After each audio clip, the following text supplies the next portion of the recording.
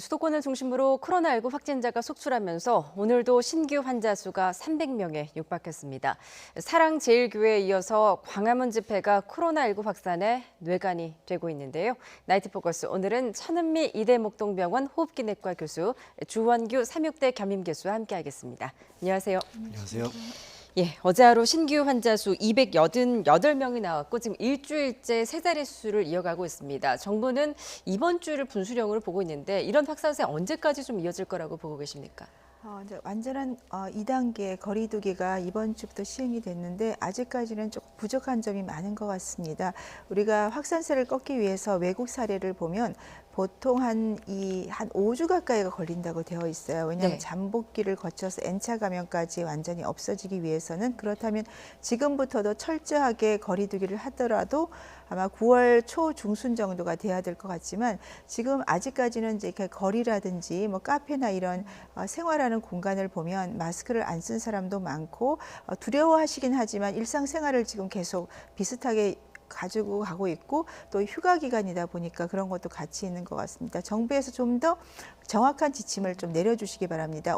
오늘 이제 10인 이상 모임을 금지를 한다고 발표를 하셨지만 네. 그것 자체가 어느 정도인지 그리고 예를 들어 결혼식 같은 경우도 층마다 결혼식장이 있거든요. 그러면 그 경우에는 50인인데 한 층마다 50인이면 2개, 3개 결혼식이 동시에 돼도 되는지 그거에 대해서도 그런 사소한 것 같지만 굉장히 혼란스러운 점들이 있습니다. 그러한 점을 조금 명확하게 지침을 내려주면 좋을 것 같습니다. 예, 지금 통계상으로만 보면 이미 2차 대유행이 시작됐다라는 분석도 있습니다. 지금 검사도 물론 많이 하고 있지만 양성률 또 깜깜이 환자가 모두 늘었다라는 네. 집계가 있거든요. 언제 어디서든 감염이 될 수 있다는 의미로 받아들여야 될까요? 네, 지금 이 확산세가 무서운 것이 우리가 생활하는 모든 곳에서 나오고 있습니다. 화장실, 제가 항상 화장실을 조금 걱정했던 이유가 네. 마스크를 벗고 거기서 뭐 여러 가지 일을 하다 보니까 바이러스가 공중에도 떠 있고 손잡이나 이런 데 다 묻어 있거든요. 근데 일반인 우리 생각에는 화장실은 안전하다고 생각하죠. 엘리베이터, 대중교통 이런 곳에서 감염이 돼서 이것이 전국적으로 확산이 되고 있는 추세이기 때문에 우리가 그런 곳은 생활 공간이라 생활을 안 할 수가 없거든요. 그게 가장 저는 두려운 점이라고 생각하고 우리가 일상생활에서 사람이 모이는 곳은 최대한 자제를 하고 좀 불편하시겠지만 마스크는 실내에서는 꼭 착용하고 그리고 밀폐된 공간에서는 마스크를 덴탈 같은 경우는 굉장히 철저하게 사용하고 벗으시면 안 되겠고요. 네. 가능하면 KF80 같은 정도를 사용해 주는 게 좋은 게 이번에 스타벅스의 그런 게 좋은 경험이 될 것 같습니다. 많은 분들이 감염이 됐는데 거기에서 일하시는 종업원들은 KF94 마스크와 일회용 장갑을 쓰면서 아무도 감염이 안 됐다는 사실을 볼 때 네. 마스크 착용이 정말 이 에어로졸이나 비말 감염에 중요하다는 사실을 알 수 있습니다. 그렇군요. 지금 또 다른 그 뇌관으로 그 광화문 집회가 떠오르고 있는데 지금까지 확진된 사람만 60명에 이르고 그리고 이 확진된 사람을 보니까 전국적으로 지금 확산이 돼 있더라고요. 네. 어떻게 보고 계십니까? 이 광화문 집회가 사실은 정치적 의미가 있는 집회였고 그러다 네. 보니까 5, 60대의 보수 성향을 가지고 계셨던 분들이 전세 버스를 대절해 가지고 전국에서 운집했던 집회로 기록되고 있습니다. 예. 그러다 보니까 다시 그분들이 지방으로 돌아갔을 때 이제 전국적 확산세 그리고 거기에다가 N차 감염까지의 우려가 이제 더 씌워지고 있는 상황이라서 인명 피해가 조금 더 우려되고 있습니다. 네. 왜 그러냐면은 60대 이상의 분들이 조금 더 많은 70%에 달하고 있다는 점에서 이 고위험군으로 넘어갈 수 있는 상황이 지금 좀 심각하게 다가왔다. 그렇게들 보고 있다고 알고 있습니다. 예, 지난 신천지 사태 때나 이태원 클럽발 관련 확진자 같은 경우에는 젊은 층에서 많이 나왔었는데 이번 사태 같은 경우에는 60대 이상이 약 70%에 달하거든요. 아무래도 고위험군인 만큼 좀 더 주의를 좀 기울여야 되지 않을까요? 네, 신천지 때는 확진자가 많이 나왔지만 다행히 20대, 30대가 대단히 많았기 때문에 병상이 초기에는 이제 준비가 안 돼서 어려움이 있었지만 예. 여러 협력에 의해서 그게 해결이 됐습니다. 그다음 수도권에서는 이게 너무나 많은 확진자들이 한꺼번에 나오고 말씀하신 대로 고령자가 많습니다. 고령자 퍼센트 40%가 넘기 때문에 이분들이 갑자기 전국적으로 확산이 돼서 나오게 되면 병상 부족이 되고 입원을 못하다가 대기하다가 사망하시거나 병이 악화되는 경우가 발생할 수 있기 때문에 예. 의료 체계에 문제가 올 수 있는 확률이 지금 매우 높아서 네, 그 점이 매우 우려스럽습니다. 예. 지금 집회 참석자 가운데 이제 확진된 사람이 60명, 이 가운데 사랑제일교회 관련 확진자는 42명입니다. 그리고 18명은 또 교회와는 관련이 없는 분들로 지금 파악이 되고 있는데 현재 시급한 거는 광화문 집회에 참석했던 참가자들의 명단을 좀 확보해서 빨리 지금 검사를 받게 하는 게 우선일 것 같은데요.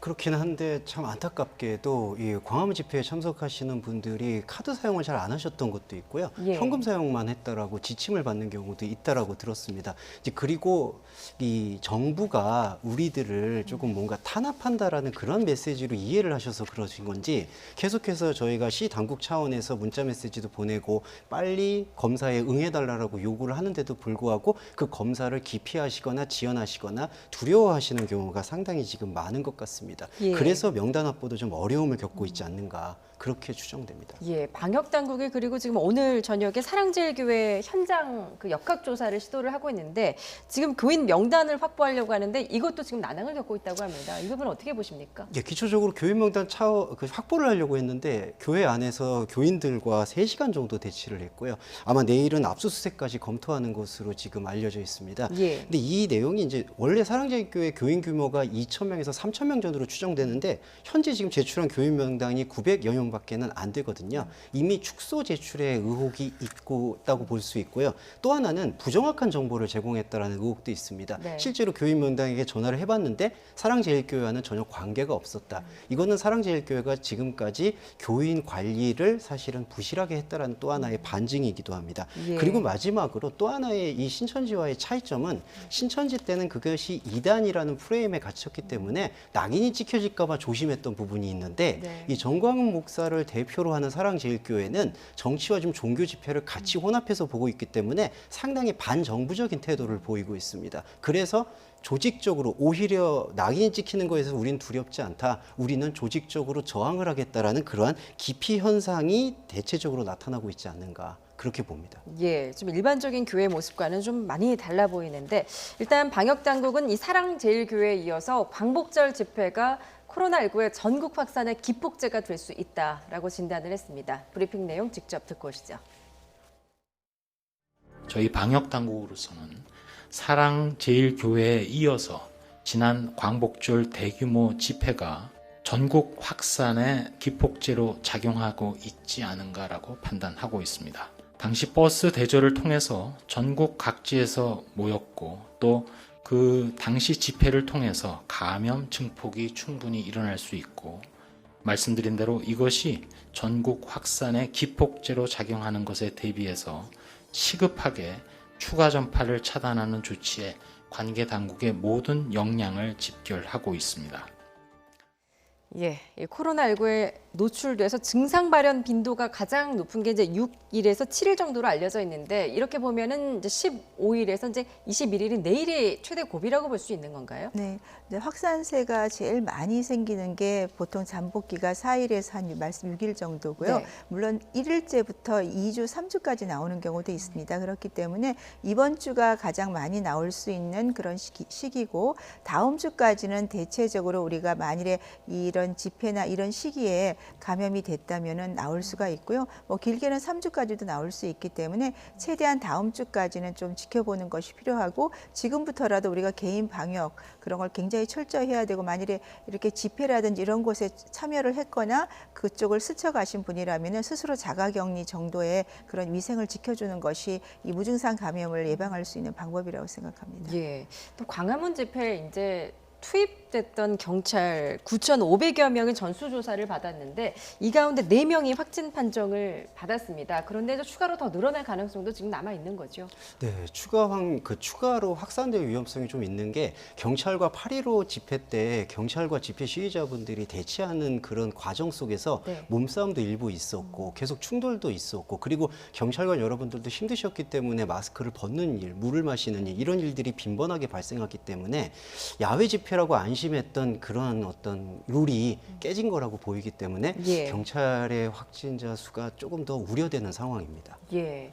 또 하나 걱정되는 점은 이제 집회에 참석됐다가 이렇게 무증상으로 각 지역에 돌아가셔서 또 N차 감염을 일으키는 경우가 있을 수 있다는 거거든요. 네.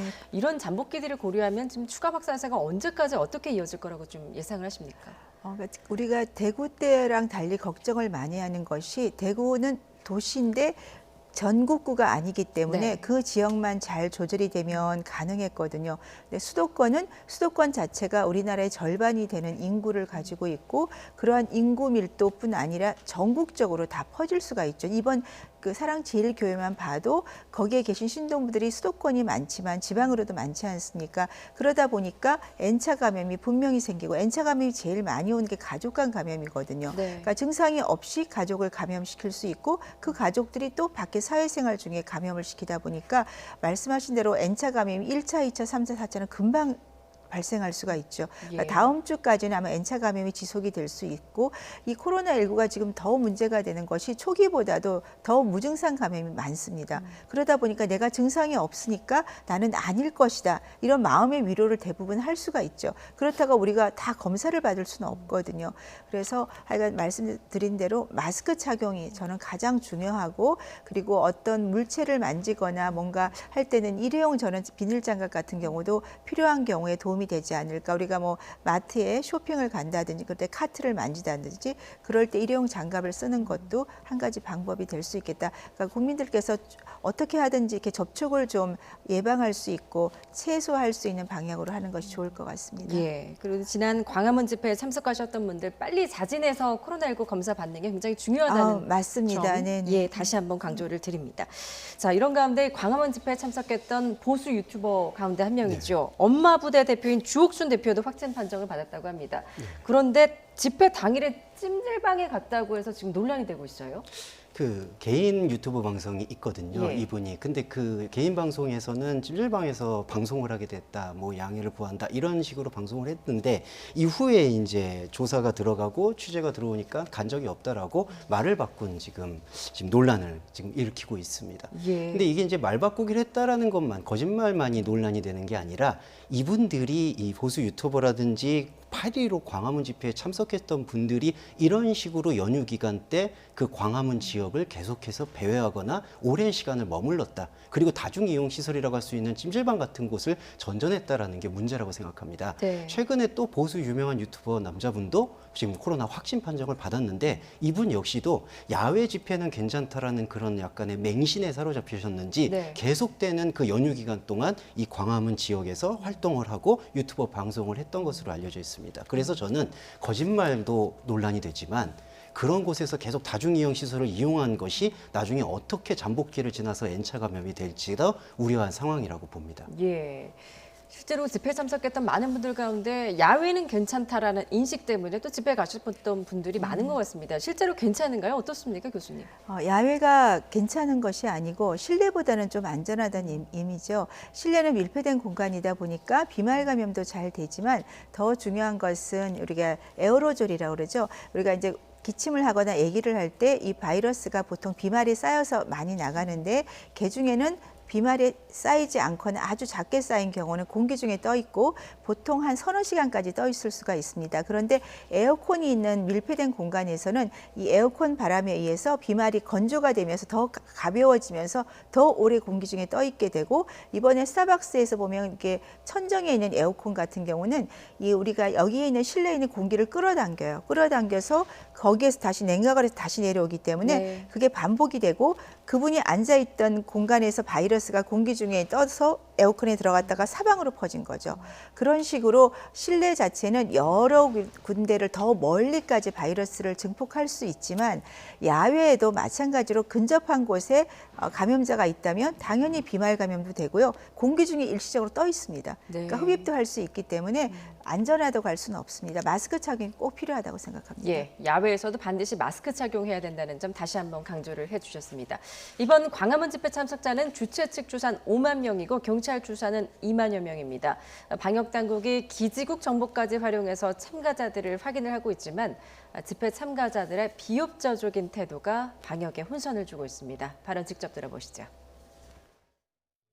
그 광화문 집회 8월 15일 날 모든 집회는 다 나가요. 매형이 가갖고 참석을 하는데 그날도 그 광화문에 갔다 와가지고 일단 검진을 지금 안전 문자도 또 저희들한테 다 전달을 하잖아요. 좀 검진을 받으라 해도 안 받아요. 그냥 정부가 뭐 속이고 있다라는 등 뭐 가서 받으면은 안 된다. 없는 병도 있는 것처럼 만든다. 그러니까 예, 코로나19의 자발적인 협조가 절실한 상황인데 이런 검사 거부 이거 명백한 그 감염병 위반 행위 아닙니까? 예, 맞습니다. 그 정당한 행정명령을 거부할 경우에는 감염병 예방법 위반에 의해서 예. 벌금 200만 원을 지금 받게 되고, 그다음에 이후에 감염의 전파로 인해서 나타나게 될 손해 발생에 대해서는 민사적인 방법, 곧 구상권 청구가 이제 시행되게 됩니다. 네. 근데 하지만 이런 방법들이 피부로 잘 와닿지 않아서 그런지 그렇게 좀 비협조적인 태도를 키운다라는 것도 있어서